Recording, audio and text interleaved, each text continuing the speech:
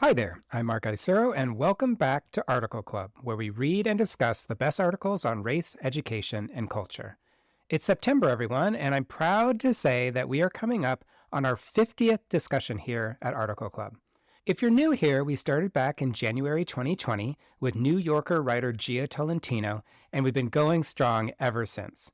In fact, about 150 of you have participated over the years, some of you many times. A big shout out goes out to Summer, Elise, Peter, Bonnie, and Jennifer for joining 25 discussions or more. Now, if you've never done a discussion, you're warmly invited. This month, I'm excited to announce that we'll be doing a deep dive on an article by novelist Mary H.K. Choi called What My Autism Diagnosis Finally Explained. It was published a couple months ago in The Cut, and it describes Miss Choi's experience finding out at age 43 that she has autism. It's brilliantly written, and it captures how a diagnosis can be both liberating and confusing, especially if we think we understand ourselves and have constructed narratives to explain our behavior in the past. I don't want to give too many spoilers, so let's head into the interview. But a few things first. Number one, I deeply appreciated Ms. Choi and how she showed up for this conversation. The way that she was able not only to reflect on her experience, but also to discuss her writing craft was amazing. Number two, unlike most of these interviews, I think you should read the article first. Otherwise, you might be a little lost.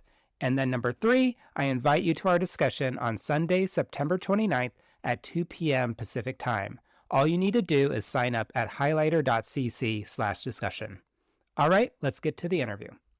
Mary H.K. Choi, thank you so much for doing Article Club.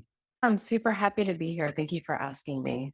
I'm so excited to talk to you just personally because you don't know this, we just met, but I'm a huge fan of your work, your books, your podcast, and now this article. So just thank you for taking the time with us. I'm really, really appreciative.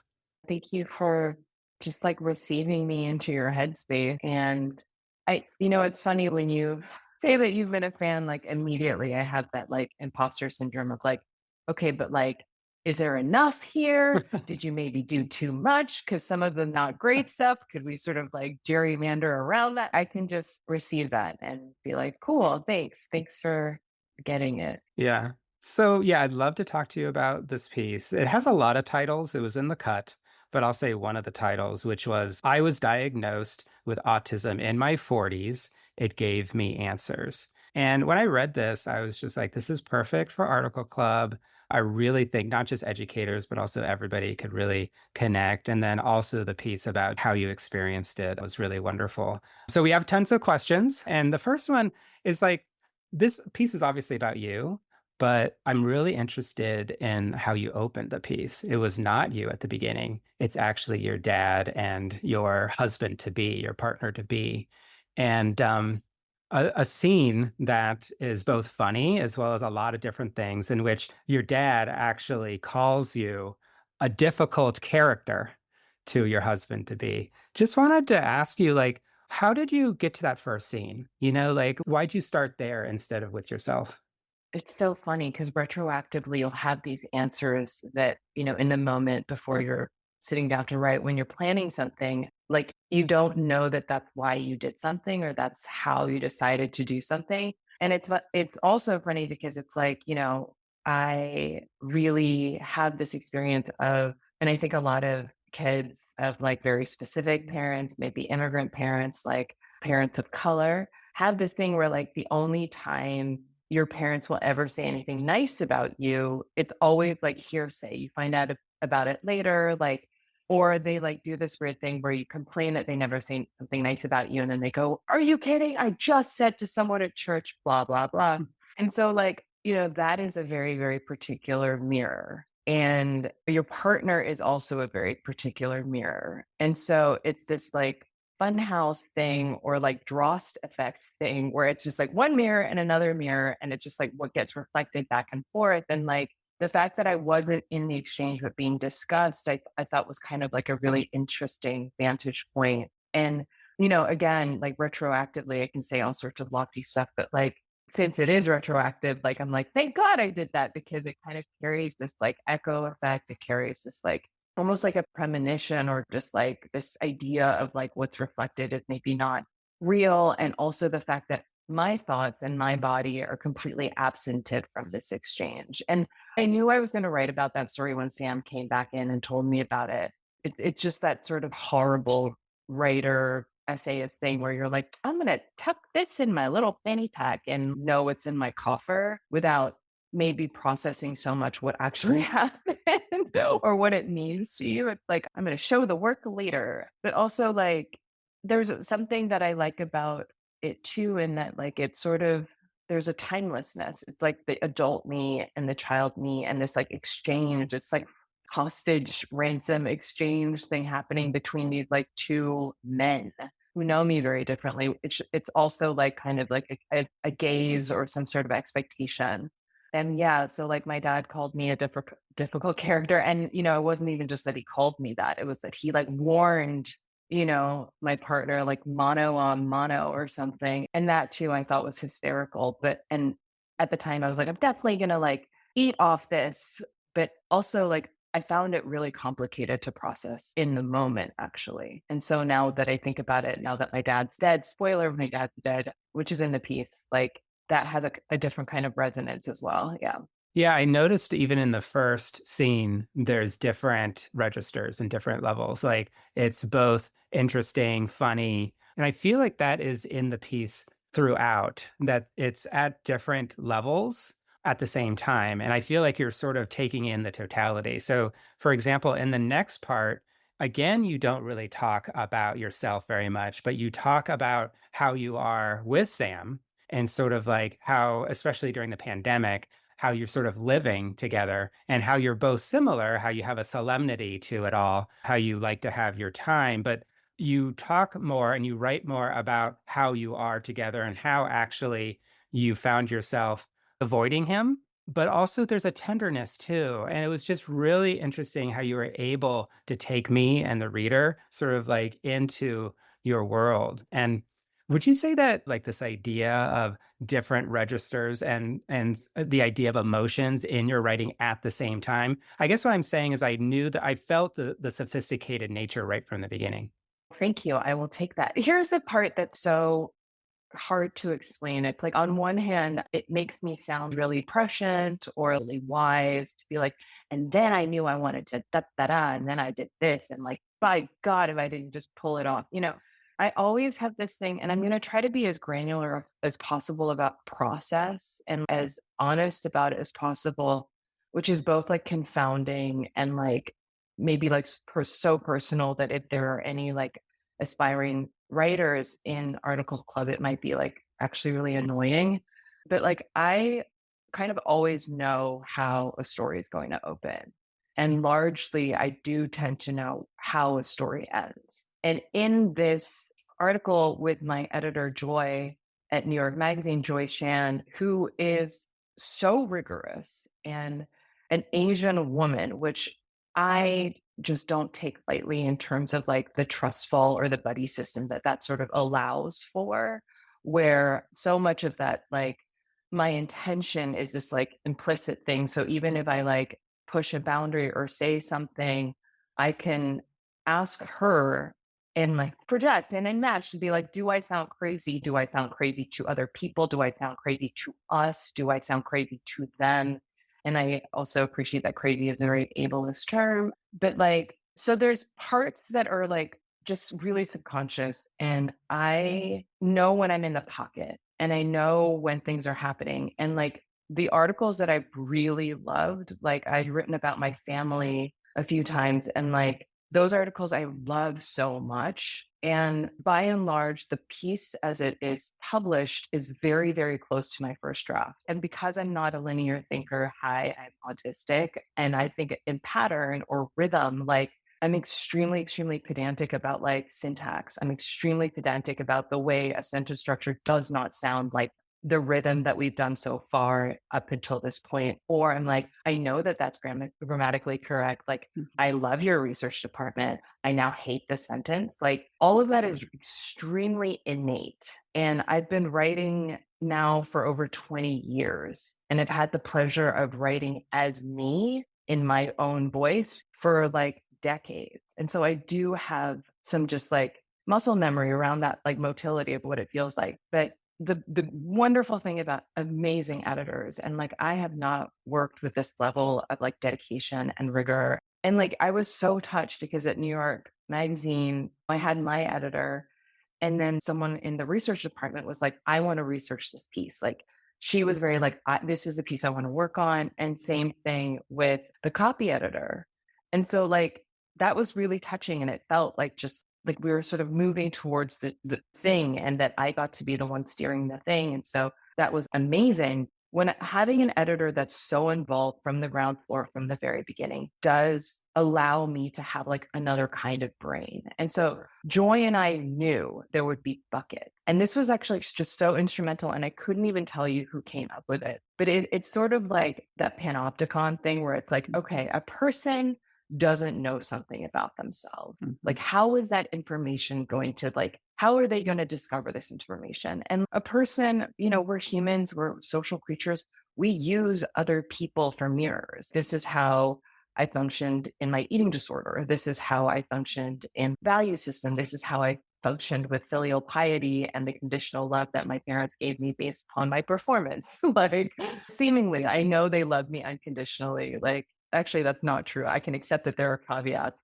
And so, if we want the tension of that final sort of usual suspects Kaiser Soze moment, we need to put things on the cork board. I just betrayed how old I am. But like, so basically, if you're looking for the murderer, let's keep saying this, it's like you had the cork board, but then you need to put things on it. And then you need to put the string and tie things together. And so that's what we did. And so, there are some really like there's an inevitability that I wanted for the piece. Like this feeling that you're sort of like falling, this like feeling that the gun in the show will go off because we know that the Titanic is gonna sink. Like I've already given it away at the head and the deck and the like all of the copy. So like how do you have tension? Yeah. Yeah. Like I knew obviously it was coming, but then I didn't know. And it's like you had me suspended a little bit. And then you gave me a little bit of different things. There's the hissing fight, for example, with Sam about the chicken, which I just thought was hilarious. And then there was the pasta dinner as well. And this tension between like you've been flummoxed by the vagaries of most human interaction. And also this idea that you had like this a lack of chill, a white knuckled lack of chill, but then also at the same time, you always wanted to be breezy. There's this tension between what you were experiencing and then also what you always wanted. And you sort of like allowed me to continue reading before the big moment where Sam basically says, in another fight, you should get checked or like you're autistic. And that's actually what propels you. Do you remember the feelings in that moment? Because then you went on to Reddit, then you went on to TikTok, and it was sort of like a moment of like you could have done that before, but it seemed to really propel you into the next piece.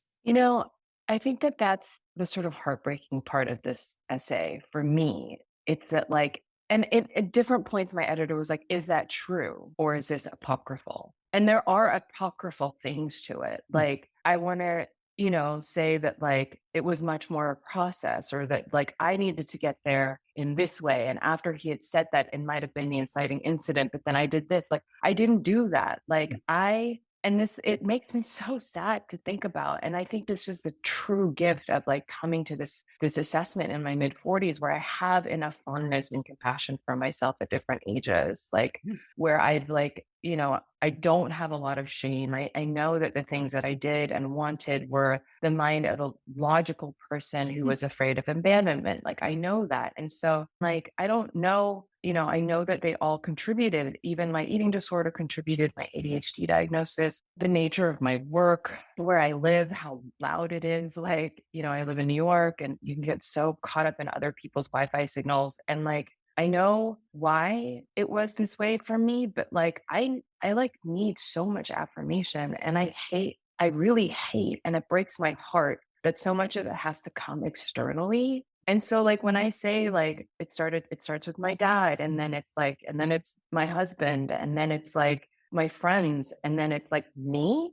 it's that moment. It's like when you're watching Predator and like the, like the beep is there, or like the call is coming from the house. It's like you need an appreciation for scale and vantage, but actually that's what it was for me, And so like I needed someone to say something, and it was so like, what a salve that it was a mean thing, Mm. like I needed like he said something mean to me and I said, fuck you. And then I said, and it like I looked up borderline personality as well, like in that same like thing. And but I just when I started reading the symptoms, when I just started watching the videos, when I started doing the TikTok self-diagnosis thing, and this is like trigger alert, like trigger warning for anyone who's survived sexual assault. It's like I remember when I was just like, oh wow, that was coercion. Like that is assault. Like that you don't have to call it rape if you don't want to. Like, but that's what happened. Like I remember that understanding. And then it sort of seemed like a correct assignation of like a vague feeling inside me, like somatically, with words that felt okay to me. And I had the same dawning realization when I realized that even though I wasn't actively bulimic or throwing up anymore, that I still had an eating disorder. Like I knew that I was exercise bulimic. I knew that there were good foods versus bad foods. I knew that my intake was like highly monitored, or that I wouldn't go out based on how like bloated I felt. Like I was just like, that's still an eating disorder. And so that was like a correct assessment for me. I had the same feeling when I was diagnosed for ADHD and then was medicated on the correct medication. But there are other things that have worked for me. And then I was like, oh, this is your brain when it's like just, it's like conveyor belt sushi. I'm like, okay, I can do this. And so I know when things feel right. And so by my 40s, when he said that and I started researching, I was like, oh, I know this is right. But had it not been that initial propulsive thing of like, huh, I'll show you, I don't know if I would have actually sat down and absorbed everything in that way. Like it would have, I might have looked before, but it didn't hit, or it hit different. Yeah, but then once you sort of decided what you were going to do, you did it, including going to the SAC center to get tested, and then you do get diagnosed. But then I was like, okay, well, now she's going to sort of share what happens after, and there's going to be an impact of everything. But no, not at first. And one of the most brilliant parts is when you basically ask yourself, am I autistic enough? And I guess my question is, this is sort of maybe an unfair question, but like, do you feel like what parts were you in that? And then what parts, of course, is society? Because I think you're also making a great commentary about maybe how sort of general society believes about ASD. Did you get a sense about like what part of this might have been you? And then also what part of it is the expectation that because you're not autistic enough, maybe you shouldn't share it?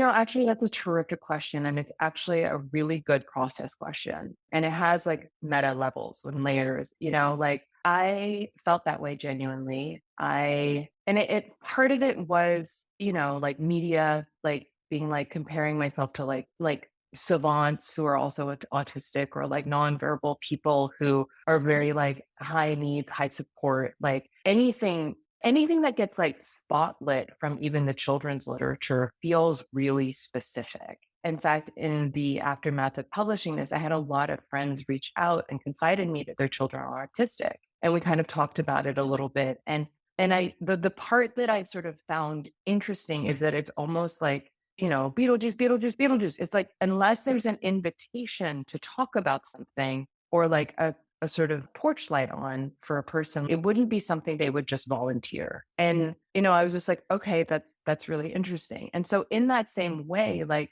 for me, even just anecdotally, it's like I do have an impression of what autism is like.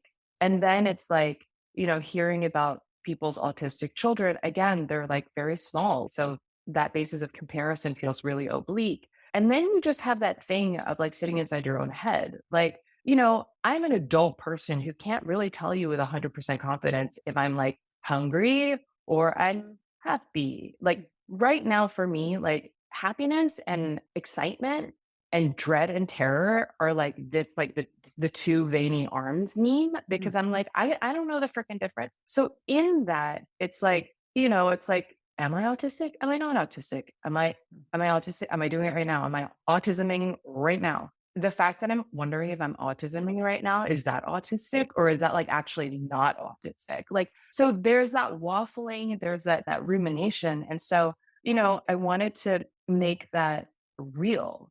And here's where I kind of struggle. Like, I eventually do want to write a book about this in the same sort of tone, but without this piece, without this feeling that I have to perform a kind of ethnographic legibility so that people who aren't autistic will understand what I'm talking about. Because actually, and this is the fine line with this piece at all, there are tons of things I couldn't include in this piece. Like sex is a huge one. Like I could write a million words on that. It's so wild Mm. in terms of what I thought sex was versus what sex is versus this whole thing that you can just make it whatever you want. And then you have all this like the world being like, no, actually sex is like this. And then other cultures being like, actually, that's just, it's just the permutations of like how to interpret that are just like countless. But I say this to say that like, for me, and, in the comments, some people commented about how the autistic people in their lives are very high needs and that they do not get the same attention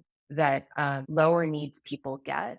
And that is true. But this whole piece is one, it's from a very, very narrow viewpoint, AKA mine, one of freaking like just one. Like, and I can only speak to what I know. The thing that I really kind of wanted to get across is that like when it doesn't change that much, other than like this thing you're calling yourself or how you're identifying, at least in the beginning, I can even see it changing as I sit with it. It's like it just feels really like incidental, for lack of a better word. And again, this is just for me. It's like nothing materially changed, except everything changed. And like that is a really hard thing to write about, especially because I believe, and I couldn't say this in the piece, I believe that self identification and self testing is valid because, especially as an adult, because like a lot of people, like if you're a child and, there's an autism assessment, it's incredibly exhaustive. They interview your parents, they interview like people, your teachers, people you're around. But if you're an adult, it's like, are they going to hit up your like boss? This question of like, are you the authority on yourself?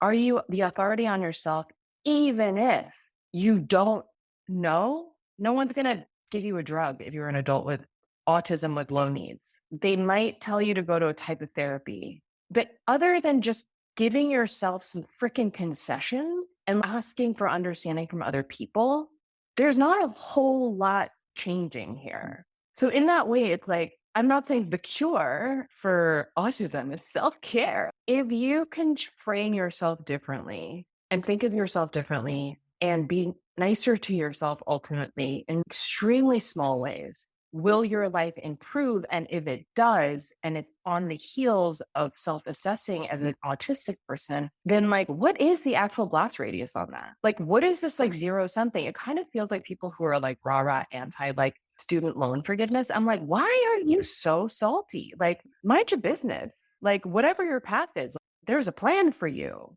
But if I'm just being slower and nicer to myself, because in my own head and in my home and with my most trusted friend group, I'm identifying as neurodivergent and sensitive in these ways, who am I hurting?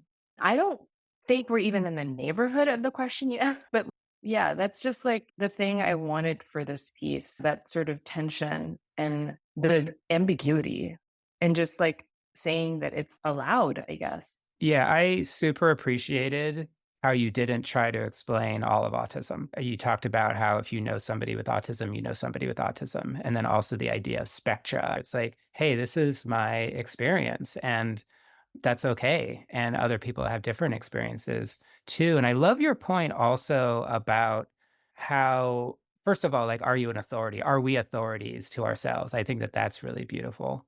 But then also this idea that the diagnosis explained everything and it was also incidental. Like right after you share the diagnosis, you don't talk about how everything started making sense. You do that later a little bit, but then you go into what I thought was for me, one of the most beautiful parts of the piece, which is the narrative, like this idea of the narrative of the immigrant story as well, and sort of like this construction of narrative. And now you have this new piece of information, but you're like, okay, well, that didn't solve everything. Actually, let me tell my story about being in Hong Kong, being in Texas, and then being in New York. And the idea that you had already constructed this narrative. And I guess I don't even really have a question except for I just really appreciated that part. Yeah, thank you. And I don't really have an answer, so that works. Like, it's the saying. It's like, why is this here? And in the writing of it, I'm just like, I don't know, but I think it has something to do with something.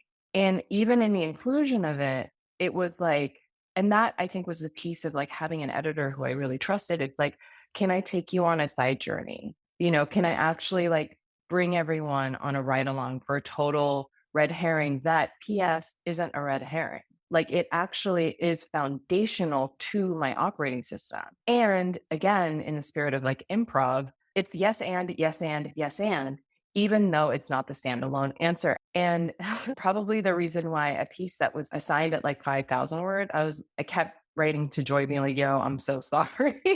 And it ran longer. And like that I was afforded that grace is wonderful.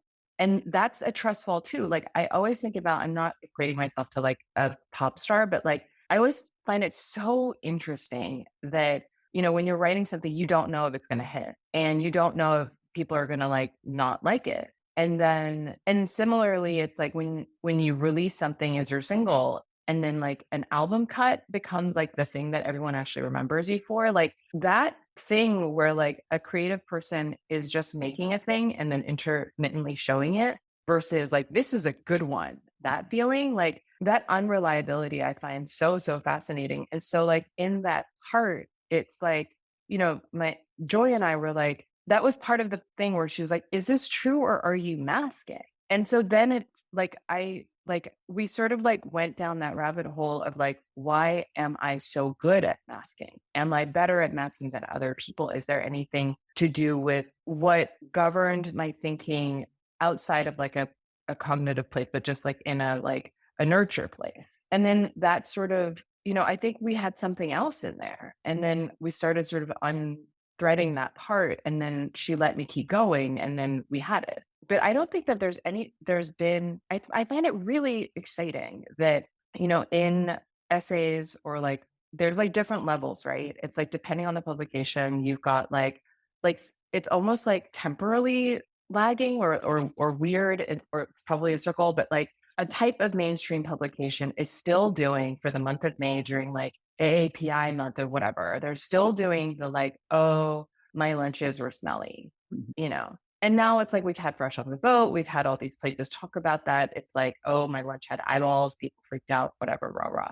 And also like it's 2024. Everyone's obsessed with Koreans. If you brought kimchi into your depending where you are in your lunchbox, some other person would be like, oh my God, same. Like, it's like, how macrobiotic is yours? Whatever. And so, like, things have sort of changed, but certain outlets will still just be there, depending on how old their readership is, depending on how subversive or progressive or how much influence from actual Asian people or people of color there is. Like, you'll have that.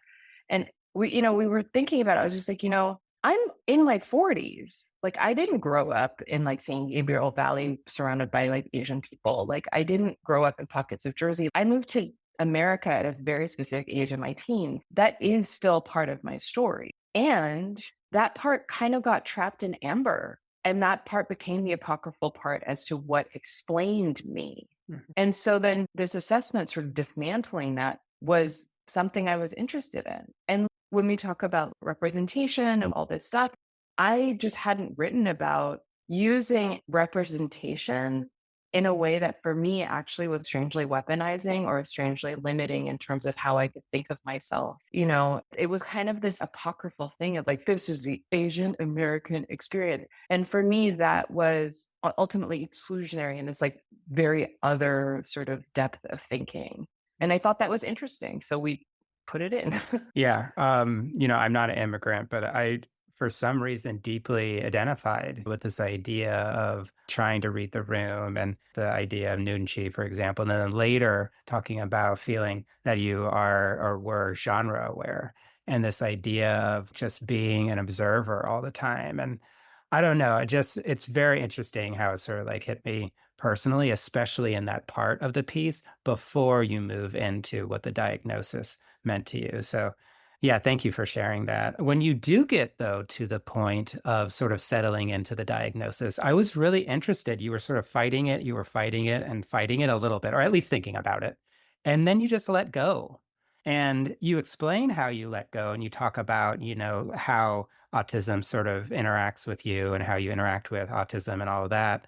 But I am interested in like that point where you did allow yourself to let go. This idea that it could be a salvation as long as you surrendered to it, that there would be a deliverance of some sort, which I thought was provocative. Do you remember, sort of like that process about and sort of like what it afforded you to sort of like lean into this possibility for you?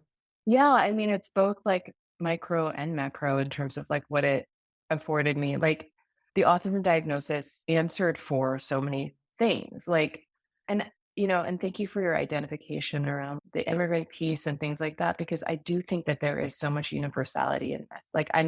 And this is a hugely privileged position, but like I am using autism almost as like a metaphor or like almost as this thing to be like, what the fuck is it gonna take us to be nicer to ourselves? Like, what is it going to take us to be less self-conscious, to stop over-indexing on sitting in our own audiences and, like, deciding that we are not good enough? Like, what does that mean? Because people die. Like, you're dying. Like, this is it. This is this one life. It's finite. It's like it's beautiful. Like, it's nectarine that's perfectly ripe. It's like there's so many good things and there's love here and there's like mistakes and like there's so much, right? And so like I just I just feel like this is actually like an incredibly like unifying experience. And like it's this kind of rite of passage that anyone might have if they have to come to a realization about themselves. Like I'm not equating this at all, but I do think that there is a certain amount of self-interrogation that takes place. For example, if you are queer or if you are gender queer or if you're non-binary, again, I'm not equating the two, but like a neurodivergent, you are just thrust in this position where you're the one making that choice for you. Not to say that it's a choice to see yourself and self-identify in this way without an audience. That moment when you're like, fuck, how true is this for me? And you're thinking about it, like that's an incredibly private and lonely thing.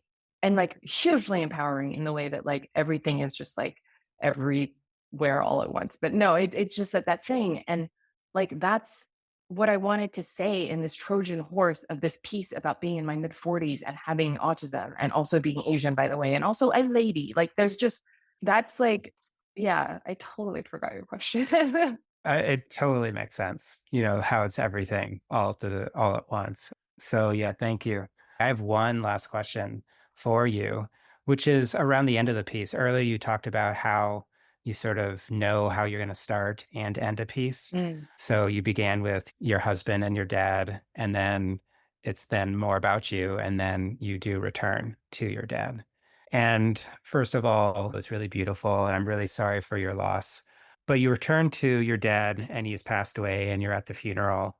And I feel like it was a tribute to him that like in some ways, I don't know if I read it, but like one of the things that hit me was that maybe back to the mirroring piece, that you talked about earlier, but I felt that there was a true sort of like tribute to him and also you more in your totality.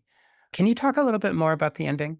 Yeah, I have been thinking about how to write about my dad for a really long time. I've written about my mom. I've written about my partner. I've written about my parents as it relates to my partner. My brother has specifically said that I'm not allowed to write about him until he's dead. And I've also dedicated books to people in my life. Like my first one is to my mother. My second one is kind of to New York as like a collective. And then the third one is to my brother. It's about siblings and this is like the same kind of thing. It's like I think I kind of had this weird imposter syndrome about ever writing anything for my father, like for my dad. Like in the same way that at the funeral, I was like, how much am I allowed to cry? Well, I'm going to wait until my mom's done. And then maybe my brother, because he has sons, he's a dad. He is also a dad. Like this is like so wild for him.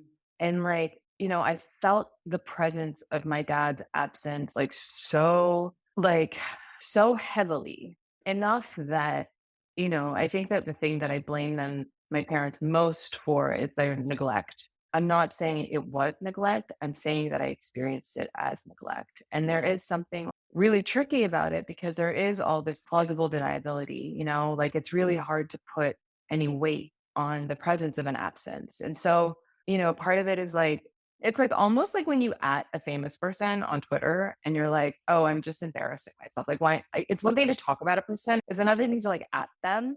And I felt like talking about my dad or dedicating a book to him would be like adding the famous person. It's like, you don't know this person. Like, they're going to be like, why the fuck is this happening? You know what I mean? Or other people are going to think you're like thirsty. And I had that feeling of self consciousness and about talking about my dad. And like, when he died, and like, there's a few things that I don't know that's ASD, but it's in the bucket for me. Like, and it might come out of the bucket. Like, I don't feel time. I don't get it. Like, and some of that is time blindness. Like, I don't know when time is passing. It's amazing if you're an author, but also really hard because I'm like, oh, I'm dying and I didn't know. And 6 hours have passed. But when my dad died, the fact that there is this like clear demarcation between like life and not life anymore, it just blows my mind. And like, I've had people die in my life, but I've ignored it, like, and like, I just have to remember all the time that my dad is dead. Like, I just remember it all the time. It's like unfathomable to me. And so like I knew I was going to write about it. And because of COVID and because he was sick, I was like, you know, you can't be gross about it. And there's a lot of people out there who are dying. And there's a lot of people out there who are sick. And there's a lot of people out there who just lost someone or in the process of losing someone. And so actually like the fact that I'm talking about myself and then it sort of becomes this tribute is like probably still a product of not being sure that I'm allowed to talk about it. And like that makes me so sad because like I know my dad loved me, but there is something comforting for me to like put the cards on the table and be like, oh, my dad totally basically told my husband that he's like obsessed with me. Or like being like, you know, I know that he loved you and that you loved him because wow, you feel so fucked up all the time. And so that's nice too, If there's a trend both in the article and in my life, it's that I'm constantly trying to find receipts and show the work. And so, I have a lot of like different versions of things that I started writing, about my dad. Like one of it was like when it's just this big long letter in like the second person. And I think, especially because it had been a while since I'd written anything really long, like I was like, I think this is going to end up being this piece. And then it just was. And so there were like ways to kind of end on other things because a lot of the time, it was also kind of this weird hairpin turn where like in an earlier draft, I'd written all about sex. And then I was like, oh shit, now I have to like land the plane in my dad's death. Like, what the hell? Like, what part do we lose? And I was just like, really, like, I really think this is like the bookend. I think it's just always been that way. I don't know if I can write a different way. And like the very, very last line did change a lot. Like it was really maudlin or like it referred to like someone else's poetry or like something else. And now I'm like liking what I did even write for the last thing. But the very last line changed a lot. And ultimately I remember what it is now. It landed on something in the neighborhood of not just acceptance, because like you said, what are you gonna do? But just like forgiveness, like self-forgiveness, I think. And the path to reaching that for me. Yeah, you're right. Some days I can't forgive myself for not trying, and that is okay too, because this is how I will have loved him. Yeah. And it's, like what choice is there other than for it to be okay? Yeah, absolutely. I want to thank you so much. I'm so deeply appreciative of your generosity and your time and your peace and for sharing. It's just wonderful to be able to listen to you and be in conversation with you. So thank you so much for doing Article Club. Thank you for having me and thank you for reading and for the support. Good luck with the first day of school. I hope you appreciated that conversation with Mary H.K. Choi. I am deeply grateful for Miss Choi's generosity, her emotion, her vulnerability, and her authenticity.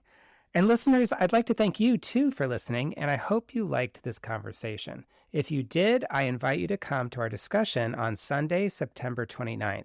We'll be on Zoom starting at 2 p.m. Pacific Time, and you can sign up at highlighter.cc/discussion. If that's not your thing, please feel free to do all the other things. You can share Article Club with your friends, rate this podcast 5 stars on Apple, subscribe to the newsletter, or even get a paid subscription. You can do all of that at articleclub.substack.com. Thank you again and hope you have a great weekend ahead.